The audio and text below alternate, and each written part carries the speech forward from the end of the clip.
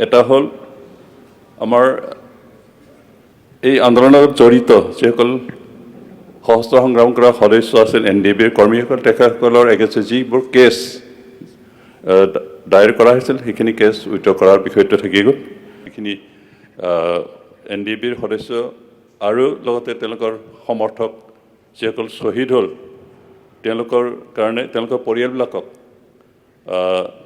এককালীন সাহায্য দিয়াৰ কথা 5 লাখকৈ সেইখিনি এতিয়ালৈকে বহুত বাকী আছে মাত্ৰ 838 গৰাকী শ্বহীদৰ পৰিয়ালক এক্স গ্ৰেচিয়া দিয়া হৈছে এতিয়াও 2223 গৰাকীৰ বাকী আছে সেইখিনি সোনকালে দিয়াৰ ব্যৱস্থাখিনি কৰিব লাগে মাননীয় চেয়াৰমেন ডাঙৰীয়া আজি বেগে যোৱাকালি অসমৰ মাননীয় গভৰ্ণৰ ডাঙৰীয়াই যিখিনি বক্তব্য ৰাখিছিল তেখেতৰ ধন্যবাদ সূচক হিচাপে যি প্ৰস্তাৱ সতীৰ্থ বিধায়ক ৰূপক শৰ্মা ডাঙৰীয়াই ৰাখিছে তাৰ প্ৰতি সমৰ্থন জনাই মই কেইষাৰমান কথা ক'ব বিচাৰিছোঁ মহামান্য গভৰ্ণৰ ডাঙৰীয়াৰ যিখিনি বক্তব্য দাঙি ধৰিছে তাত যোৱা বিগত 5 বছৰ যিখিনি অসম চৰকাৰৰ যিখিনি পদক্ষেপ সেইখিনি যথেষ্ট ইয়াত প্ৰকাশ পাইছে আৰু বিশেষকৈ মুখ্যমন্ত্ৰী ডক্টৰ হিমন্ত বিশ্ব শৰ্মা ডাঙৰীয়াৰ যিখিনি পদক্ষেপ আৰু পদক্ষেপৰ জৰিয়তে যিখিনি অগ্ৰগতি লাভ কৰিছে অসম চৰকাৰে এই গোটেইখিনি প্ৰতিচ্ছবি মহামহিম গভৰ্ণৰ ডাঙৰীয়াৰ যিটো অভিভাষণ তাত ফুটি ওলাইছে বিশেষকৈ যোৱা 5টা বছৰত অসমত বিভিন্ন দিশত পৰিৱৰ্তন হোৱা আমি দেখিবলৈ পাইছোঁ শিক্ষাৰ ক্ষেত্ৰতে হওক বা স্বাস্থ্য ৰক্ষাৰ ক্ষেত্ৰতে আমাৰ যাতায়াতৰ ক্ষেত্ৰত যথেষ্ট পৰিৱৰ্তন হৈছে আৰু যথেষ্ট উন্নয়ন হৈছে যিহেতু এই চৰকাৰে সকলোৰে সম উন্নয়নৰ কথা আগত ৰাখি কাম কৰিছিল আৰু যথেষ্ট দ্ৰুতগতিত কামবিলাক কৰিছে আৰু সেইকাৰণে আমি অসমৰ বিভিন্ন জনগোষ্ঠী আৰু চুকেখনে গোটেই অঞ্চলখিনি যথেষ্ট আগবাঢ়ি গৈছে সেইকাৰণে মাননীয় মুখ্যমন্ত্ৰী ডক্টৰ হিমন্ত বিশ্ব শৰ্মা ডাঙৰীয়াক ধন্যবাদ দিছোঁ লগতে গভৰ্ণৰ মহোদয়ক ধন্যবাদ দিছোঁ তেখেতৰ বক্তব্যত তেখেতৰ অভিভাষণৰ যিখিনি অসমৰ ছবি যোৱা 5টা বছৰ উন্নয়নৰ যি ছবি দাঙি ধৰাৰ কাৰণে বিশেষকৈ তেখেতৰ ৰিপৰ্টত তেখেতৰ অভিভাষণত মাত্ৰ এটা কথাই ৰৈ যোৱা যেন লাগিল সেয়ে হ'ল যোৱা 2020 চনত যি BTR চুক্তি হৈছিল চুক্তিৰ যিখিনি দফা আছিল এই দফাখিনিৰ কোনখিনি ৰূপায়ণ হ'ল কিমানখিনি ৰূপায়ণ হ'লে বাকী থাকিল এই কথাখিনি ইয়াত উল্লেখ কৰা দেখা নাপালোঁ মাত্ৰ এটা বিষয় ইয়াত উল্লেখ আছে যে BTR চুক্তিৰ মতে কোকৰাঝাৰ জিলাৰ বাঁশবাৰীত এটা ৱাগন অভাৰহলিং ৱৰ্কশ্বপ নিৰ্মাণ কৰা হ'ব বুলি যিটো উল্লেখ আছিল সেইটো কৰা হ'ব বুলি তেখেতে দাঙি ধৰিছে কিন্তু বাকী দফাখিনি তেখেতে উল্লেখ কৰা নাই আৰু সেইকাৰণে আমাৰ BTR অঞ্চলৰ ৰাইজৰ মনত এটা সন্দেহ থাকি গ'ল যে BTR যি চুক্তি তাৰ এটা দফাও ইমপ্লিমেণ্ট নহ'ল নেকি তেনেকৈ এটা ভবাৰ থল থাকি গ'ল আৰু সেইটো কেনেকৈ ৰৈ গ'ল মই ভাবি পোৱা নাই কিন্তু BTR চুক্তিৰ দফাসমূহ যথেষ্ট ইমপ্লিমেণ্ট হৈছে প্ৰায় 80% আমাৰ যিখিনি দফা আছে তাৰে 80% ইমপ্লিমেণ্ট হ'ল মাত্ৰ 20% ৰৈ গ'ল আৰু সেইখিনি মেজৰ পৰ্চনখিনি ৰৈ গ'ল আৰু সেইখিনি আমাৰ BTR অঞ্চলৰ ৰাইজে জনাটো উচিত বুলি মই ভাবোঁ আৰু সেইকাৰণে সেইটো উল্লেখ হ'লে খুব ভাল হ'লহেঁতেন বিশেষকৈ আমাৰ এই চুক্তিৰ যিহেতু বড়ো জনগোষ্ঠীৰ আন্দোলন পৰিসমাপ্তি কৰিবৰ কাৰণে কৰা হৈছিল আৰু লগতে সশস্ত্ৰ সংগ্ৰাম নাইকিয়া কৰিবৰ কাৰণে কৰা হৈছিল এটা শান্তি স্থাপন কৰাৰ কাৰণে কৰা হৈছিল আৰু সেই সকলোবোৰ উদ্দেশ্য আগত ৰাখি যিহেতু কৰা হৈছিল সেইকাৰণে এই চুক্তি ৰূপায়ণৰ যথেষ্ট গুৰুত্বপূৰ্ণ বিষয় হয় আমাৰ এতিয়াও কেইবাটাও গুৰুত্বপূৰ্ণ দফা ইমপ্লিমেণ্ট কৰা হোৱা নাই আৰু সেইটো কৰা উচিত বুলি মই ভাবোঁ আৰু সেইকাৰণে চৰকাৰৰ ওচৰত এইখিনি দৃষ্টিগোচৰ ৰাখিব বিচাৰিছোঁ এটা হ'ল আমাৰ এই আন্দোলনত জড়িত যিসকল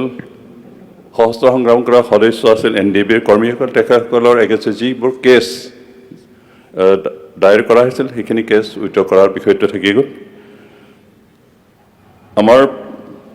এতিয়ালৈকে 340টা কেছ উইথড্ৰ কৰা হ'ল আৰু 650টা কেছ এতিয়াও পেণ্ডিং হৈ আছে উইথড্ৰ কৰিবৰ কাৰণে আৰু তেনেকুৱা পেণ্ডিং হৈ থকাৰ কাৰণে বহুতো NDBৰ ফৰ্মাৰ কেডাৰসকলৰ মাজে মাজে ৱাৰেণ্ট আহে তেওঁলোকৰ ঘৰৰ পৰা লুকাই থাকিব লগা হয় আৰু এই সমস্যাটো যাতে সমাধান হয় তাৰ কাৰণে চৰকাৰৰ ওচৰত অনুৰোধ কৰিব বিচাৰিছোঁ যে যিমানখিনি কেছ আছে গোটেইখিনি সোনকালে উইথড্ৰ কৰিব লাগে লগতে যিসকলে ইতিমধ্যে কনভিক্টেড হৈ জেলত আছে ৰঞ্জন এমাৰী ডাঙৰীয়াকে ধৰি অন্যান্য যিসকল আছে তেওঁলোকক জেলৰ পৰা ৰিলিজ কৰাৰ ব্যৱস্থাখিনি চৰকাৰে সোনকালে তৎপৰতা ল'ব লাগে তাৰপিছত আমাৰ এক্স গ্ৰেচিয়েট দিয়াৰ এটা কিবা আছিল বেকে যোৱা সংগ্ৰাম হৈ থকা সময়ত যিখিনি NDBৰ সদস্য আৰু লগতে তেওঁলোকৰ সমৰ্থক যিসকল শ্বহীদ হ'ল তেওঁলোকৰ কাৰণে তেওঁলোকৰ পৰিয়ালবিলাকক এককালীন সাহায্য দিয়াৰ কথা 5 লাখকৈ সেইখিনি এতিয়ালৈকে বহুত বাকী আছে মাত্ৰ 838 গৰাকী শ্বহীদৰ পৰিয়ালক এক্স গ্ৰেচিয়া দিয়া হৈছে এতিয়াও 2223 গৰাকীৰ বাকী আছে সেইখিনি সোনকালে দিয়াৰ ব্যৱস্থাখিনি কৰিব লাগে তাৰপিছত NDBৰ প্ৰাক্তন কৰ্মীসকলক পুনৰ সংস্থাপনৰ কাৰণে 4 লাখকৈ দিয়াৰ ব্যৱস্থা আছিলে এতিয়ালৈকে 4840 গৰাকীক দিয়া হ'ল আৰু এতিয়াও বহুত বাকী আছে প্ৰায় 700 গৰাকীৰ বাকী আছে সেইখিনি দিয়াৰ ব্যৱস্থাখিনি কৰিব লাগে আৰু এটা দফা হ'ল এইটো বাউণ্ডাৰী এক্সটেনশ্যন এগ্ৰিমেণ্ট মতে বিটিআৰ এগ্ৰিমেণ্ট মতে বৰ্তমান 5 নৈৰ পৰা লখিমপুৰ জিলাৰ শিমলুগুৰিলৈকে এক্সটেনশ্যন কৰাৰ কথা আছে আৰু এইখিনি কিছু বাকী আছে বিশেষকৈ আমাৰ শোণিতপুৰ জিলা আৰু বিশ্বনাথ জিলাত বহুতো FRA ইমপ্লিমেণ্ট হ'বলৈ বাকী আছে STN forest traditional forest welfare act 2006 সেইখিনি ইমপ্লিমেণ্ট কৰিব বাকী আছে সেইখিনি ইমপ্লিমেণ্ট কৰিব নোৱাৰাৰ কাৰণে বাউণ্ডাৰী এক্সটেনশ্যন আধাৰুৱা হৈ আছে আৰু সেইখিনি ব্যৱস্থা যাতে অসম চৰকাৰে তৎপৰতাৰে লয় সেইখিনি অনুৰোধ থাকিল যাতে আমি বাউণ্ডাৰীখিনি এক্সটেনশ্যন কৰিব পাৰোঁ কাৰণ বাউণ্ডাৰী এক্সটেনশ্যনখিনি কমপ্লিট হ'লে আমাৰ ডিলিমিটেশ্যন আকৌ হ'ব বিটিআৰ অঞ্চলৰ আৰু বৰ্তমানৰ 40 সমষ্টিৰ পৰিৱৰ্তে তাত 54 সমষ্টি কৰা হ'ব আৰু সেইখিনি এতিয়া বাকী আছে আৰু সেইখিনি ইমপ্লিমেণ্ট কৰাৰ প্ৰয়োজন আছে তাৰোপৰি আমি বিচাৰোঁ যে যিহেতু চুক্তিৰ জৰিয়তে বিটিআৰ অঞ্চলত কিছুমান ইণ্ডাষ্ট্ৰী গঠন কৰা এটা প্ৰস্তাৱনা আছে আৰু এই প্ৰস্তাৱনাৰ এটা পাৰ্ট হিচাপে